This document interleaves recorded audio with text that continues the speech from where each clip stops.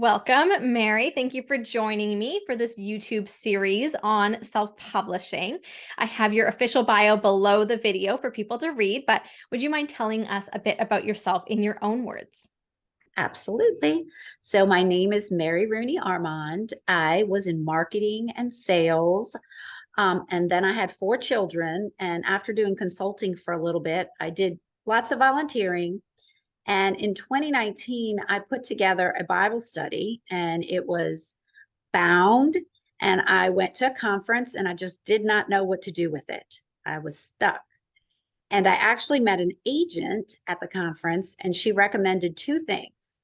She said, after looking at my material, she said, I would start a blog and I would self publish, which at that time, 4 years ago, I had no idea how to do either one of those things. But self publish I did. And my book, my son helped me at the time, is available on Amazon. I did it with KDP. And since then, I did begin a blog, Butterfly Living, and it has done quite well up to this point, but it took a lot of work and a lot of help along the way. So that's what I'm doing now. And I'm actually working on my second self-published book. Amazing. That's great. Thanks. So why don't you share with us the title of your book and the exact year that you self-published it? So the exact year was 2019. Okay. And it is called Identity and Understanding and Accepting Who I Am in Christ. Awesome. That's So I went to great. that conference in October. I already had the material. I had it edited. And then my son, who is an electrical engineer, actually did my cover. And then I self-taught myself how to upload it and got it January of 2020. I got my author's proof in my hand. Perfect. That's great. So you shared a little bit about meeting that agent and her recommendation to self-publish, but was there anything else that kind of came up for you as you were kind of deciding to self-publish that Bible study? Well, I am not technical. That is not my strong suit. So it was a difficult process. I love writing and I love the creative aspect. And for my blog, all the creative aspects of that, creating Canva, and that's really my lane. So throughout the process of self-publishing, I was excited that that's an available road, but at the same time, I don't think I could have completed it without the help of my son and some other people along the way. Mm-hmm. Yeah, absolutely. That help is so important.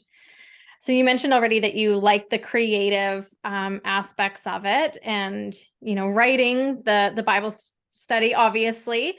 But were there any other parts of that publishing process that stand out to you that you really enjoyed? Well, I like learning new things. So studying the process was very interesting. And I love reading. I love holding a book in my hand. So probably the most exciting part of that, because prior to that, I really didn't know anything about the self-publishing side of the business. I was very encouraged that there's a way for authors to get their words in a book so that people can hold. I understood that publishing was on a decline.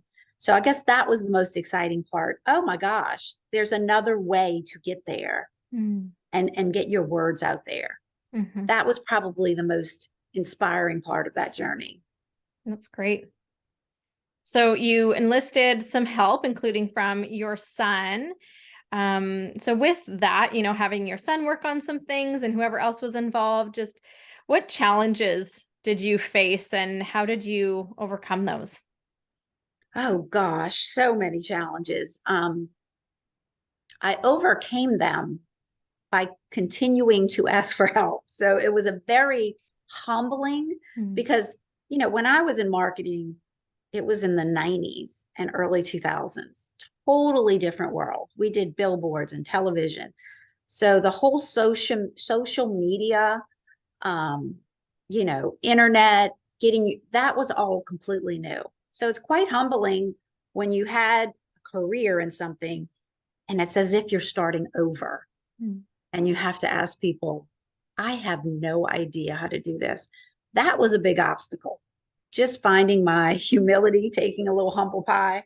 But once I started, everyone was so nice. The people I met along the way, I've created friendships for a lifetime that I've never met in person, but I've met online. So it really was a great experience. At the time, I did hit some snags along the way, but slowly overcame them to get the book published. And of course, I got the book in 2020 in my hand, and then COVID hit, which brought kind of a blessing in disguise because my schedule, I was home. So the learning curve of how to get it out there and things, I was able to have the time to connect with people online more than had I been out and about like I was before the pandemic. Yeah. Yeah, absolutely. So you mentioned enlisting help. Was any of that like paid help? Was there any financial investment involved in the process of publishing your book? I did pay an editor. Okay. So that was the advice that the agent I met at the conference suggested. She said, she skimmed my work and she said, but you do need to find an editor, which was like you telling me you need to find, I don't know, a toe surgeon. I like find an editor. What? So once again, I had to ask other people I did not know very well. And actually, the girl who referred the editor that I used and paid, I didn't really know her. I just stumbled across her because she self-published a book, a memoir.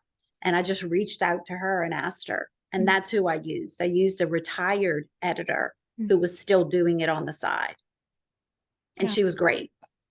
Awesome. I'm so glad to hear. Having a good editor is so important in just making your book shine and making that part of the process way less stressful. Yes, I agree. Yeah, that's so good. I'm a big fan of hiring editors.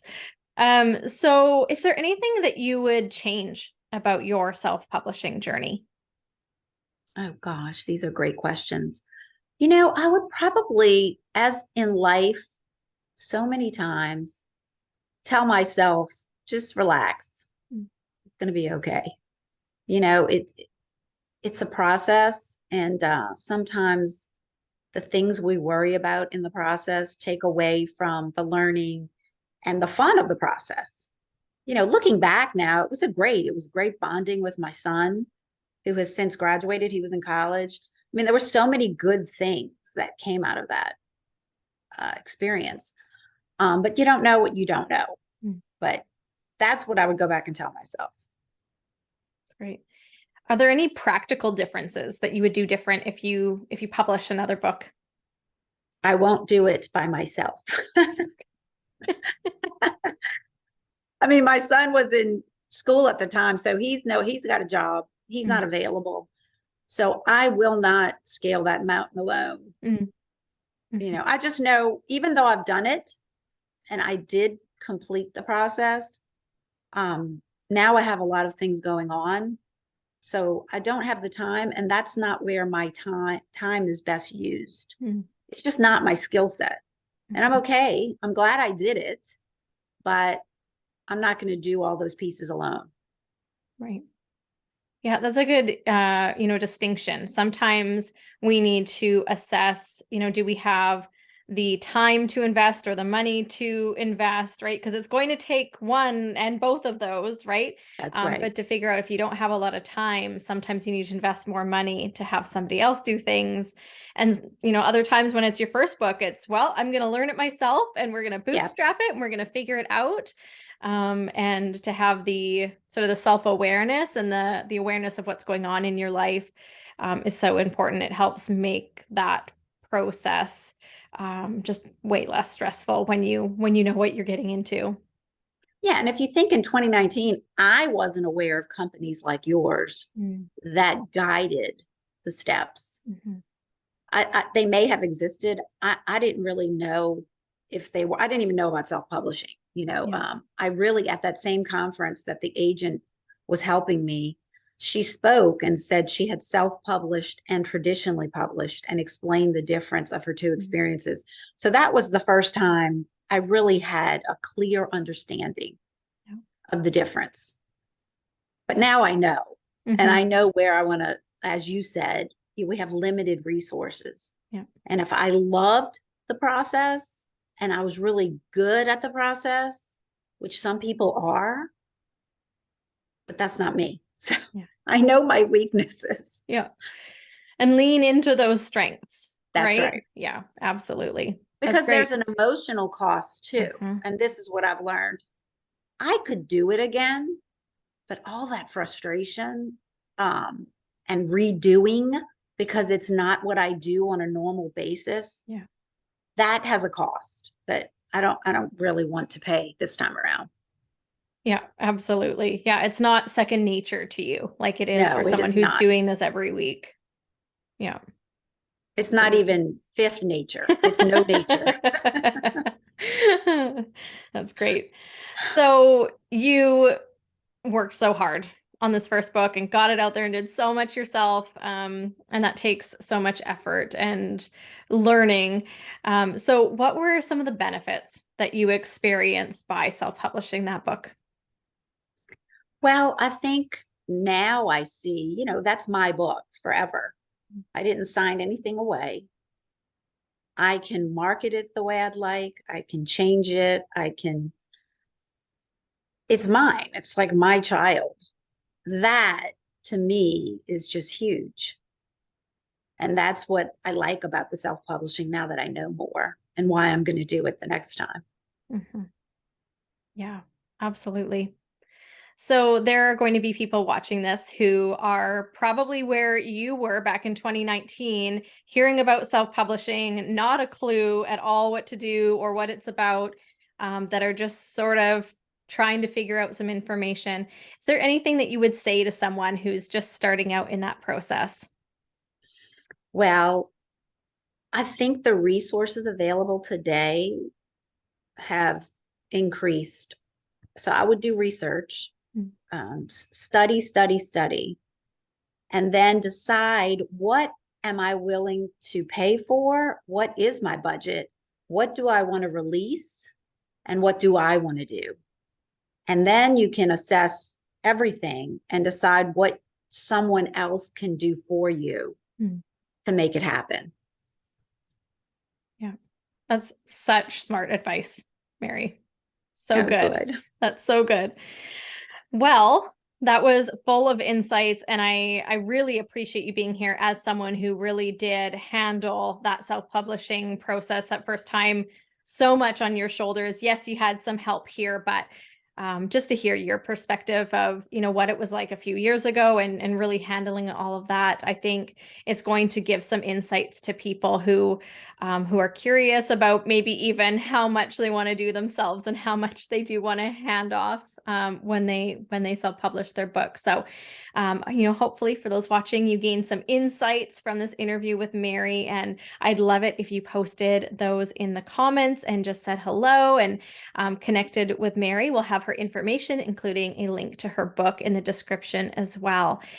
So thank you, Mary, again for joining me for this series and sharing your wonderful wisdom about self-publishing. Thank you for having me. It was my honor. You're And I so hope welcome. I can help someone. I hope I can. Amazing. So thank you so much. Good. All right. Take care, everyone. And thanks for joining us on this YouTube series on self-publishing. Bye.